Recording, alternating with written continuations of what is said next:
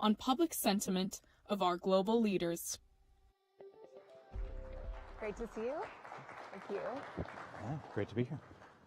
Good morning, everyone. Thank you for joining us during a very busy week. We've got a full room here in Washington and also hundreds joining online. So thank you all for taking the time today.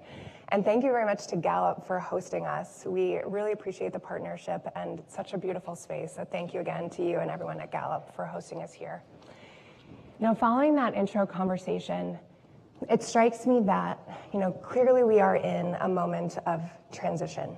Countries around the world are in transition. Last year, more than half the world's population went to the polls, demanding more of our political leaders from issues relating to inequity, economic growth, economic and political and physical security. And we often talk about and are talking with political leaders, military leaders about what they're focused on, how they're receiving, this kind of transition and what they're planning for. But often we don't talk about public sentiment. And what are the people thinking? How are the people feeling? And it's absolutely vital in this moment that we really understand what's going on underneath in the populations and the people that are going to the polls and that these political leaders need to respond to.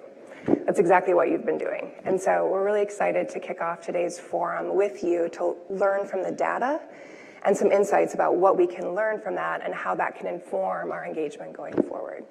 So with all of that said, you've been tracking not only transitions in the moment and public sentiment in the moment, but also over time. So amid geopolitical conflict and all the transition, what are you finding? Yeah, it's a great question. And first of all, thank you to Foreign Policy for using our space. We love having these conversations here, and this is exactly what Gallup is all about. So yes, we have been tracking the voice of the world for a very long time, going on 20 years now with the Gallup World Poll, which covers 140 countries annually, nationally representative samples in all of those countries. And there's a number of key things that I think are really very salient in this particular moment. The first one that I wanted to talk about a little bit today is the balance of favorability between the U.S. and China. Of course, U.S.-Chinese relations are strained in this moment. The trade war that is ongoing and sort of daily we see these will they, won't they negotiation kind of coverage, questions that are being asked on an ongoing basis. But one of the things that Gallup's been asking over time is asking people around the world whether or not they approve or disapprove of the leadership of the United States and China. When we look at that data over the long time frame, and I think we have some data here to share, right? When we look at this is sort of an interesting pattern to see over time because what we're able to identify is that we really see shifts in the global balance of soft power between the two countries. So if we look at countries where the U.S. has very high favorability, China has very low favorability, I think we're supposed to be animated, so this is not just 2006 data. But we're able to track this pattern over time and really identify where these shifts have happened. So when we look at U.S. leadership favorability, you mentioned elections having consequences, of course, in the countries where they happen.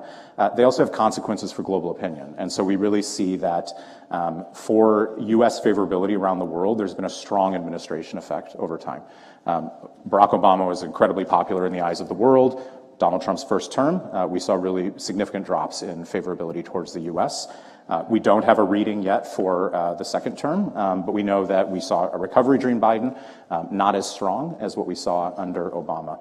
On the other side of the ledger, how are people thinking about China? It's really interesting because, again, Gallup's been tracking this for going on 20 years now, and for most of the time we were tracking this question, asking about views of about Chinese leadership.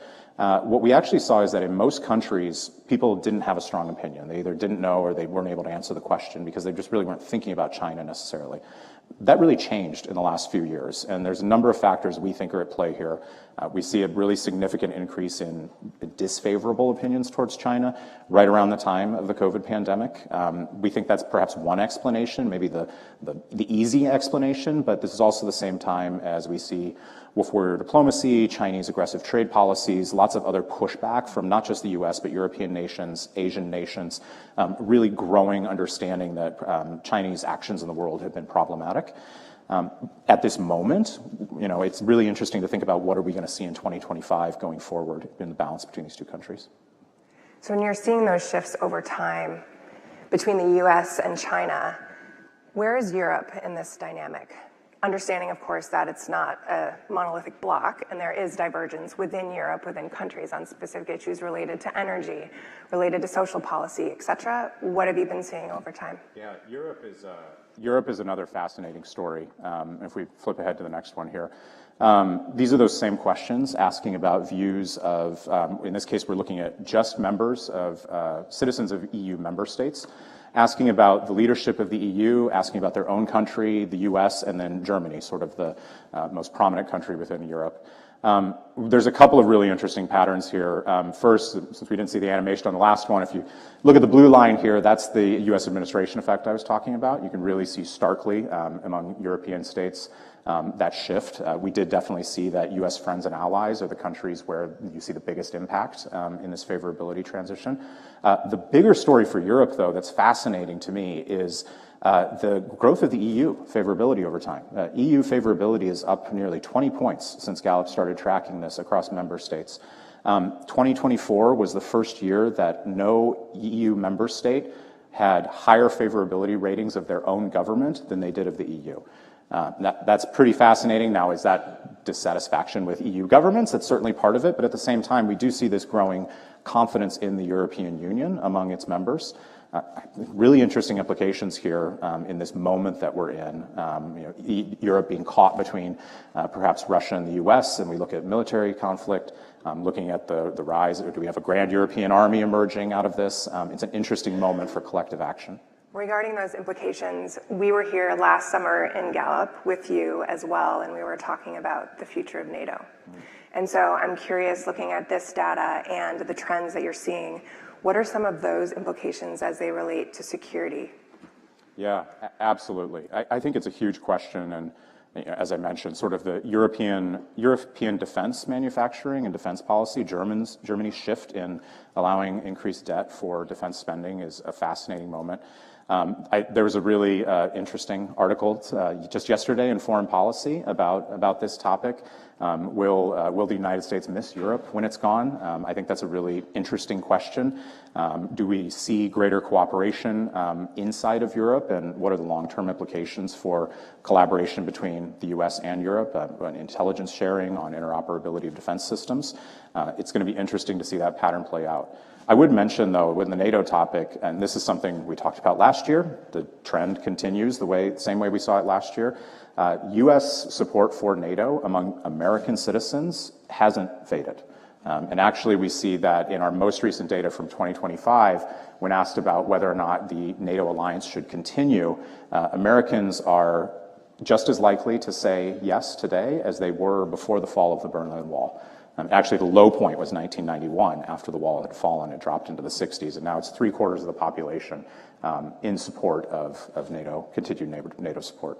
Interesting and fascinating. The NATO summit is not too many months away now. I think those trends are really telling.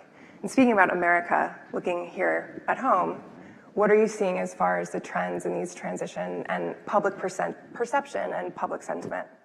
Yeah, this is great, and this is shifting gears here for the data folks in the audience. This is data from the US from just last month, asking about America's foreign policy preferences. This is a study we run our World Affairs survey every year in the first quarter of the year. And as you can see, trends going back for over 20 years now. The first thing I would say, and not pictured on this slide, is that there's actually quite a bit of consensus across partisan lines in the US on foreign policy priorities. When we ask about things like combating terrorism, preventing nuclear proliferation, there's really strong consensus between Democrats and Republicans that these should be high priorities. Interestingly, on the NATO point, there's also strong consensus on protecting our allies, another issue that the parties agree on.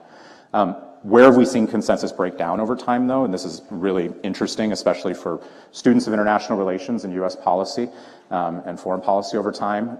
If we look at issues related to promoting and defending human rights and helping other countries build democracies, These were relatively bipartisan issues a generation ago. Anybody remember George W. Bush? Neoconservatism and this idea that the U.S. as a physical force for good in the world, going in and reshaping other countries was a priority. Of course, there was plenty of criticism of that approach at the time, but what we've seen in our data is that Republicans have really moved away from these positions over time. Democrats are holding on to them and kind of holding on to these ideals, and so there's an interesting storyline there. The other one, and this sort of last chart for today, is this was, I think, one of the most interesting findings I've seen this year as we were prepping for this event. When we ask Americans if they think foreign trade is an opportunity for economic growth, this is something where majorities of Americans, when we first started asking this, agreed, and there was almost no daylight across party lines on this issue. We actually saw somewhat of a weakening of this slightly over time, with Democrats being more skeptical of foreign trade. This may correspond with some of the Sanders movement and some of those trends within the party. But really, since the mid-2010s, we've seen a really significant increase in, again, bipartisan support for foreign trade as an opportunity. All of a sudden, something happened during the Biden administration, and we saw this massive gap open up between the parties. Republicans' support for trade dropped really substantially. I think this is a case in point of Donald Trump politicizing this issue while he was out of office. Talk about tariffs, talk about U.S. getting bad deals in trade policies, really opened up a partisan gap on an issue where we didn't see one historically. And of course, in the final data point, you can see convergence again. Republicans have still behind Democrats in terms of support for foreign trade, but have jumped right back up. I think the question is, which we don't ask, what do Republicans and Democrats mean when they answer this question? What are they thinking about when they think about trade as an opportunity in the current climate that we're in? Absolutely, and what do they think about in terms of opportunity? But I really appreciate your focusing on that alignment and convergence of both parties on issues of trade, and I think those are openings to explore and to foster further dialogue on those issues. We're running out of time, but I do want to ask you a couple more questions. You know, we've talked about US-China, we've talked about Europe. What about the rest of the world? You know, speaking of foreign policy, our colleagues James Palmer and our colleagues at FP Analytics as well have done some research on a lot of the push and pull and trade-offs that countries are evaluating, exploring between US and China, feeling pulled in many directions. How are you seeing that in the data, and what are the implications of that going forward? Yeah, it's a fantastic question. And one, our colleagues from IDB being on stage just before this, places like Latin America and Sub-Saharan Africa, Southeast Asia, these are the most interesting places in our mind for monitoring things like this tension between the US and China. I'd love to have a much more robust debate about the importance of soft power and whether that's important in the current context or not. It's interesting as we've seen rollbacks of aid. There was news just today about the Millennium Challenge Corporation as maybe next on the chopping block for DOGE. Obviously, we've seen USAID rollback. We've seen challenges with student visas and tourism.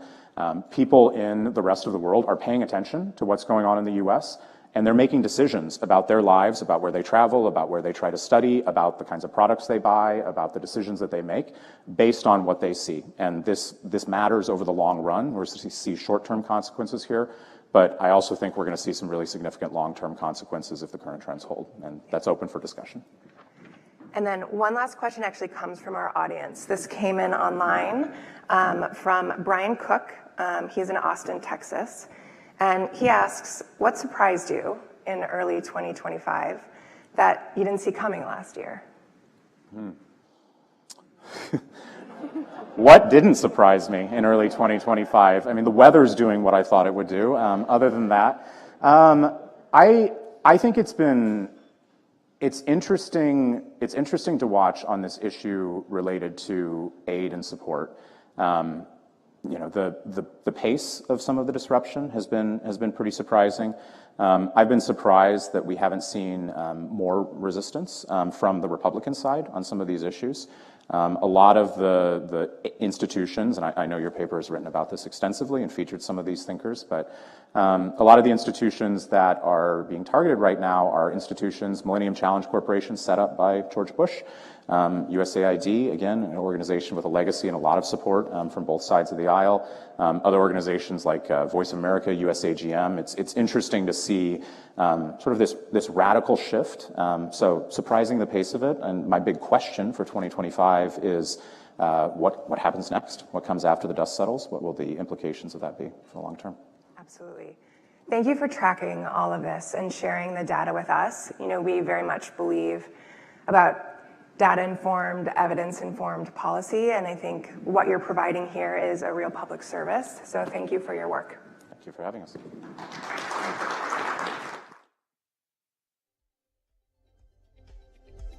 And now, please welcome to the stage Open Society Foundation's Vice President of Programs, Pedro Abramovay, American company